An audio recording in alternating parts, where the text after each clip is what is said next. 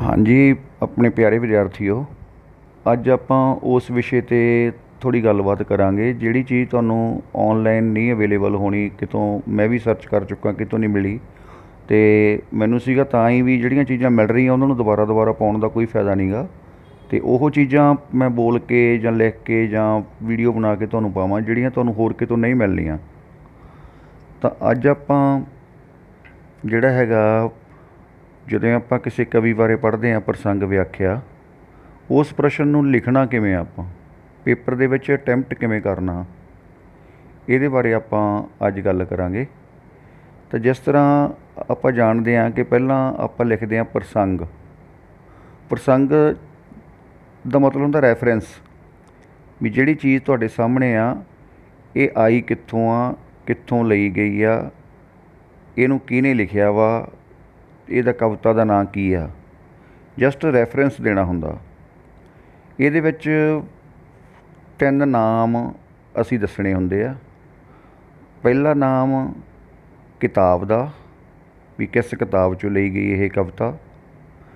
ਦੂਸਰਾ ਨਾਮ ਕਵੀ ਦਾ, ਕਿ ਇਸ ਕਵਿਤਾ ਦਾ ਕਵੀ ਕੌਣ ਆ। ਅਤੇ ਤੀਸਰਾ ਨਾਮ ਕਵਿਤਾ ਦਾ, ਕਿ ਇਸ ਕਵਿਤਾ ਦਾ ਕੀ ਨਾਮ ਆ। ਕਿਉਂਕਿ ਪ੍ਰਸੰਗ ਵਿਆਖਿਆ 'ਚ ਤੁਹਾਨੂੰ ਸਿਰਫ 5-4 ਲਾਈਨਾਂ ਹੀ ਦੱਸੀਆਂ ਹੋਣਗੀਆਂ, ਪੂਰੀ ਕਵਿਤਾ ਨਹੀਂ ਦੱਸੀ ਹੋਊਗੀ। ਇਸ ਕਰਕੇ ਤੁਹਾਨੂੰ ਉਹ ਕਵਿਤਾ ਦਾ ਨਾਮ ਲਿਖਣਾ ਪੈਣਾ। ਜਿਵੇਂ ਮੰਨ ਲਓ ਇਹ ਲਾਈਨਾਂ ਸਾਡੀ ਪੰਜਾਬੀ ਦੀ ਕਾਵਿ ਪੁਸਤਕ। ਅੱਗੇ ਤੁਸੀਂ ਜਦੋਂ ਕਿਤਾਬ ਦਾ ਨਾਮ ਲਿਖਣਾ ਤਾਂ ਇੱਕ ਸਿੰਗਲ ਇਨਵਰਟਡ ਕੌਮਾ ਪਾਉਣਾ ਉੱਤੇ, ਇਕੱਲਾ ਪੁੱਠਾ ਕੌਮਾ। ਉਦੋਂ ਅੱਗੇ ਕਿਤਾਬ ਦਾ ਨਾਮ ਲਿਖ ਕੇ ਫਿਰ ਉਹ ਕੌਮਾ ਬੰਦ ਕਰਨਾ ਵਾ, ਗਹਿਰਾ ਕੌਮਾ। ਕਿਤਾਬ ਵਿੱਚੋਂ ਲਈਆਂ ਗਈਆਂ ਹਨ। ਜਿਸ ਦੇ ਕਵੀ, ਜਦੋਂ ਕਵੀ ਦਾ ਨਾਮ ਲਿਖਣਾ ਉਦੋਂ ਫਿਰ ਉੱਪਰ ਸਿੰਗਲ ਇਨਵਰਟਡ ਕੌਮਾ ਪਾਉਣਾ, ਨਾਮ ਦੇ ਗਹਿਰਾ ਕੌਮਾ।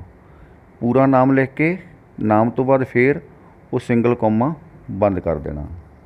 ਨਾਮ ਲਿਖ ਕੇ ਕਵੀ ਦਾ, ਜਿਸ ਦੇ ਕਵੀ, ਜਿਹੜਾ ਵੀ ਕਵੀ ਹੋਇਆ ਉਹਦਾ ਨਾਮ ਲਿਖਣਾ।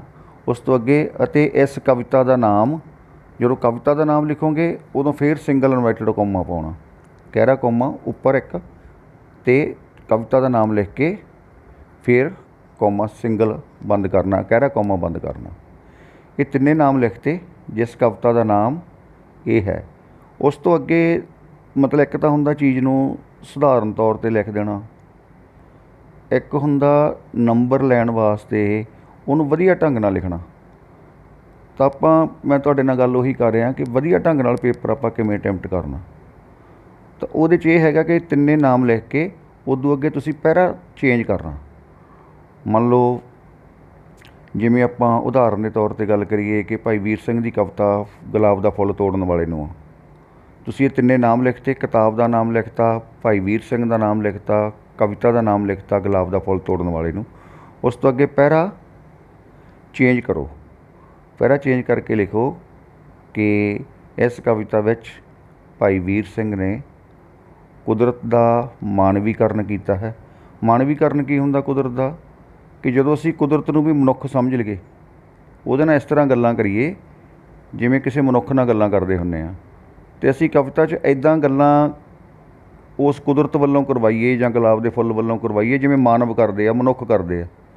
ਇਸ ਚੀਜ਼ ਨੂੰ ਅਸੀਂ ਕਹਿੰਦੇ ਹਾਂ ਕੁਦਰਤ ਦਾ ਮਾਨਵੀਕਰਨ।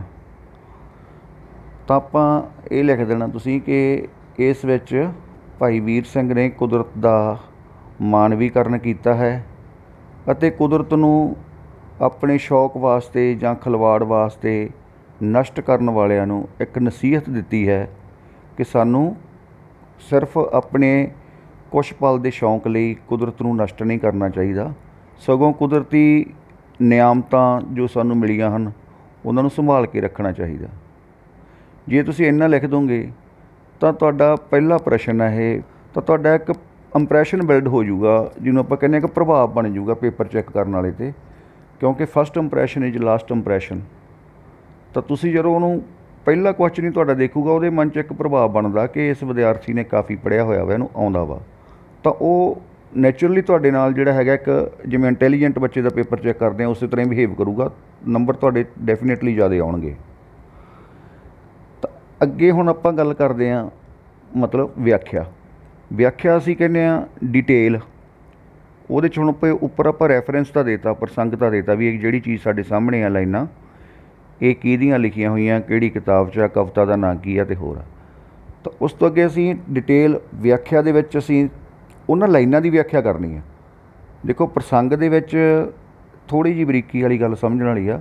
ਪ੍ਰਸੰਗ ਦੇ ਵਿੱਚ ਅਸੀਂ ਲਾਈਨਾਂ ਦੀ ਵਿਆਖਿਆ ਨਹੀਂ ਕਰਨੀ, ਲਾਈਨਾਂ ਬਾਰੇ ਦੱਸਣਾ ਵਾ ਕਿ ਇਹ ਲਾਈਨਾਂ ਕਿਹੜੀ ਕਿਤਾਬ 'ਚੋਂ ਲਈਆਂ ਗਈਆਂ, ਕਿਹੜੇ ਕਵੀ ਨੇ ਲਿਖੀਆਂ, ਕਿਹੜੀ ਕਵਿਤਾ 'ਚ। ਅਤੇ ਵਿਆਖਿਆ ਦੇ ਵਿੱਚ ਅਸੀਂ ਉਹਨਾਂ ਲਾਈਨਾਂ ਦੀ ਵਿਆਖਿਆ ਕਰਨੀ, ਉਹਨਾਂ ਲਾਈਨਾਂ ਦੀ ਗੱਲ ਕਰਨੀ ਆ। ਤਾਂ ਇਸ ਦੇ ਵੀ ਜਿਹੜੇ ਹੈਗੇ ਆ 2-3 ਵਧੀਆ ਫਾਰਮੂਲੇ ਹੁੰਦੇ ਆ ਵਿਆਖਿਆ ਲਿਖਣ ਦੇ, ਕਿ ਇੱਕ ਤਾਂ ਹੁੰਦਾ ਕਿ 4 ਲਾਈਨਾਂ ਲਿਖੀਆਂ, ਉਹਨਾਂ ਨੂੰ ਸਰਲ ਕਰਕੇ ਲਿਖਤਾ ਅਤੇ ਲਓ ਜੀ ਗੱਲ ਖ਼ਤਮ ਕਰ ਦਿੰਦੇ ਆ ਵਿਦਿਆਰਥੀ। ਇੱਕ ਹੁੰਦਾ ਕਿ ਉਹਨੂੰ ਗੱਲ ਨੂੰ ਥੋੜ੍ਹਾ ਵਧਾਉਣਾ। ਗੁਲਾਬ ਦਾ ਫੁੱਲ ਤੋੜਨ ਵਾਲੇ ਨੂੰ ਕਵਿਤਾ ਵਿੱਚ ਭਾਈ ਵੀਰ ਸਿੰਘ ਗੁਲਾਬ ਦੇ ਫੁੱਲੋਂ ਜਾਂ ਗੁਲਾਬ ਦੇ ਫੁੱਲ ਦੇ ਮੂੰਹੋਂ ਇਹ ਅਖਵਾ ਰਹੇ ਹਨ ਕਿ ਜੋ ਉਹਨਾਂ ਨੂੰ ਤੋੜ ਰਿਹਾ ਹੈ ਉਸ ਨੂੰ ਸੰਬੋਧਨ ਕਰਕੇ ਫੁੱਲ ਕਹਿ ਰਿਹਾ ਵੀ ਜੇਕਰ ਤੂੰ ਮੈਨੂੰ ਤੋੜ ਕੇ ਲੈ ਜਾਏਗਾ ਤਾਂ ਮੈਂ ਕੁਛ ਪਲ ਹੀ ਤੇਰੇ ਹੱਥਾਂ ਦੇ ਵਿੱਚ ਖਿੜਿਆ ਰਹਿ ਸਕੂੰਗਾ, ਫਿਰ ਮੁਰਝਾ ਜਾਊਂਗਾ। ਅਤੇ ਜੇਕਰ ਮੈਂ ਇੱਥੇ ਲੱਗਿਆ ਰਹਾਂ ਤਾਂ ਮੈਂ ਤਾਂ ਮਹਿਕ ਖਿਲਾਰ ਰਿਹਾ, ਮਹਿਕ ਦੀ ਹੱਟ ਲਾਈ ਹੋਈ ਹੈ ਮੈਂ ਤਾਂ। ਅਤੇ ਮੈਨੂੰ ਭਾਵੇਂ ਸੈਂਕੜੇ ਹਜ਼ਾਰਾਂ ਲੋਕ ਕੋਲ ਦੀ ਮੇਰੇ ਲੰਘਣ, ਮੇਰੀ ਖੁਸ਼ਬੂ ਨੂੰ ਮਾਣਨ, ਮੈਨੂੰ ਵੇਖ ਕੇ ਖੁਸ਼ ਹੋਣ, ਤਾਂ ਮੈਨੂੰ ਕੋਈ ਫਰਕ ਨਹੀਂ ਪੈਣਾ। ਅੱਛਾ, ਹੁਣ ਇਹ ਇੱਕ ਗੱਲ ਹੋ ਗਈ ਸਧਾਰਨ ਤੌਰ 'ਤੇ ਲਿਖਿਆ। ਹੁਣ ਅੱਗੇ ਇਹ ਹੁੰਦਾ ਵਿਆਖਿਆ ਦੇ ਵਿੱਚ ਉਸ ਗੱਲ ਨੂੰ ਅੱਗੇ ਵਧਾਉਣਾ ਕਿਵੇਂ ਆ, ਉਸ ਦੇ 2-3 ਮੈਂ ਤੁਹਾਡੇ ਨਾਲ ਪੁਆਇੰਟ ਸ਼ੇਅਰ ਕਰੂੰਗਾ। ਇਹ ਲਾਈਨਾਂ ਲਿਖ ਕੇ ਉਦੋਂ ਅੱਗੇ ਆਪਾਂ ਲਿਖ ਸਕਦੇ ਹੁੰਦੇ ਹਾਂ ਕਵੀ ਕਹਿ ਰਿਹਾ ਹੈ, ਜਾਂ ਕਵੀ ਦਾ ਭਾਵ ਇਹ ਹੈ, ਕਵੀ ਸਾਨੂੰ ਸਮਝਾ ਰਿਹਾ ਹੈ। ਇਹ ਲਾਈਨ ਲਿਖ ਕੇ ਉਦੋਂ ਅੱਗੇ ਲਿਖ ਦਿਓ ਕਿ ਸਾਨੂੰ ਕੁਦਰਤ ਨਾਲ ਖਿਲਵਾੜ ਨਹੀਂ ਕਰਨੀ ਚਾਹੀਦੀ, ਕੁਦਰਤ ਨੂੰ ਨਸ਼ਟ ਨਹੀਂ ਕਰਨਾ ਚਾਹੀਦਾ, ਸਾਨੂੰ ਉਸ ਨੂੰ ਸੰਭਾਲ ਕੇ ਰੱਖਣਾ ਚਾਹੀਦਾ ਹੈ। ਇਸ ਤੋਂ ਅੱਗੇ ਹੋਰ ਅੱਗੇ ਵਧਾਉਣਾ ਵਾ ਤਾਂ ਸਾਨੂੰ ਇਸ ਲਾਈਨਾਂ ਤੋਂ ਸਿੱਧੇ ਤੌਰ 'ਤੇ ਸਿੱਖਿਆ ਮਿਲਦੀ ਹੈ ਕਿ ਜੇਕਰ ਅਸੀਂ ਗੁਲਾਬ ਦੇ ਫੁੱਲ ਨੂੰ ਤੋੜਾਂਗੇ ਜਾਂ ਅੱਗੇ ਜਿੰਨਾ ਮਰਜ਼ੀ ਉਹਨੂੰ ਵਿਸਤਾਰ ਵਧਾਈ ਜਾਓ, ਤਾਂ ਇਹਦੇ ਨਾਲ ਤੁਹਾਡੀਆਂ ਘੱਟੋ ਘੱਟ ਨਹੀਂ ਤਾਂ 8-10 ਲਾਈਨਾਂ ਬਣ ਜਾਣਗੀਆਂ। ਪ੍ਰਸੰਗ ਦੇ ਵਿੱਚ ਇੱਕ ਗੱਲ ਦਾ ਮੇਰੀ ਦਾ ਖਿਆਲ ਰੱਖਿਓ ਕਿ ਘੱਟੋ ਘੱਟ 5 ਲਾਈਨਾਂ ਹੋਣ ਪ੍ਰਸੰਗ ਦੇ ਵਿੱਚ, ਅਤੇ 8 ਤੋਂ 10 ਲਾਈਨਾਂ ਜਿਹੜੀਆਂ ਨੇ ਤੁਹਾਡੀਆਂ ਵਿਆਖਿਆ 'ਚ ਹੋਣ। ਜੇ ਆਪਾਂ ਉਹਨੂੰ ਉਸੇ ਤਰ੍ਹਾਂ ਹੀ ਵਿਆਖਿਆ ਕਰਕੇ ਗੱਲ ਨੂੰ ਛੇਤੀ ਸਮੇਟ ਦੇਵਾਂਗੇ ਤਾਂ ਸਾਡੀਆਂ ਜਿਹੜੀਆਂ ਨੇ ਉਹ 8-10 ਲਾਈਨਾਂ ਨਹੀਂ ਬਣਨੀਆਂ। ਤਾਂ ਇਸ ਤਰ੍ਹਾਂ ਇਹਨਾਂ ਨੂੰ ਵਧਾ ਕੇ 8-10 ਲਾਈਨਾਂ 'ਤੇ ਲੈ ਗਏ। ਤਾਂ ਜਿਹੜਾ ਅਗਲਾ ਪੁਆਇੰਟ ਹੈ ਨੰਬਰ ਲੈਣ ਵਾਲਾ, ਉਹ ਇਹ ਹੈਗਾ ਕਿ ਪਹਿਲਾਂ ਪ੍ਰਸੰਗ ਲਿਖੋਗੇ ਜਦੋਂ ਤੁਸੀਂ ਮੰਨ ਲਓ, ਤਾਂ ਪ੍ਰਸੰਗ ਦੇ ਥੱਲੇ 2 ਲਾਈਨਾਂ ਅੰਡਰਲਾਈਨ ਕਰੋ, 2 ਬਿੰਦੀਆਂ ਡੈਸ਼ ਪਾ ਕੇ ਲਿਖਣਾ ਸ਼ੁਰੂ ਕਰੋ।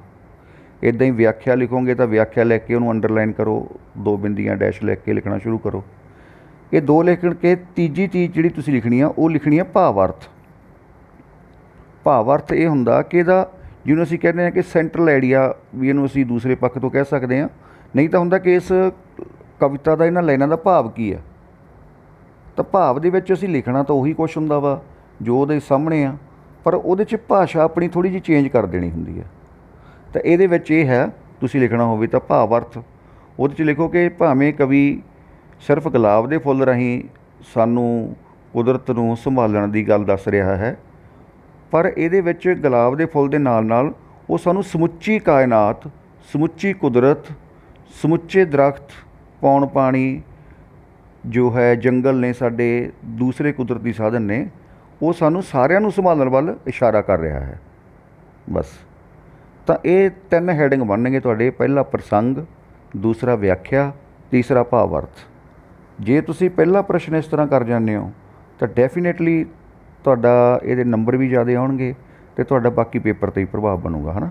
ਇਸੇ ਤਰ੍ਹਾਂ ਹੀ ਆਪਾਂ ਸਟੈਪ ਬਾਈ ਸਟੈਪ ਦੂਸਰੇ ਪ੍ਰਸ਼ਨ ਲਿਖਣ ਦਾ ਢੰਗ ਵੀ ਤੁਹਾਡੇ ਨਾਲ ਸ਼ੇਅਰ ਕਰਦੇ ਰਹਾਂਗੇ। ਥੈਂਕ ਯੂ, ਧੰਨਵਾਦ।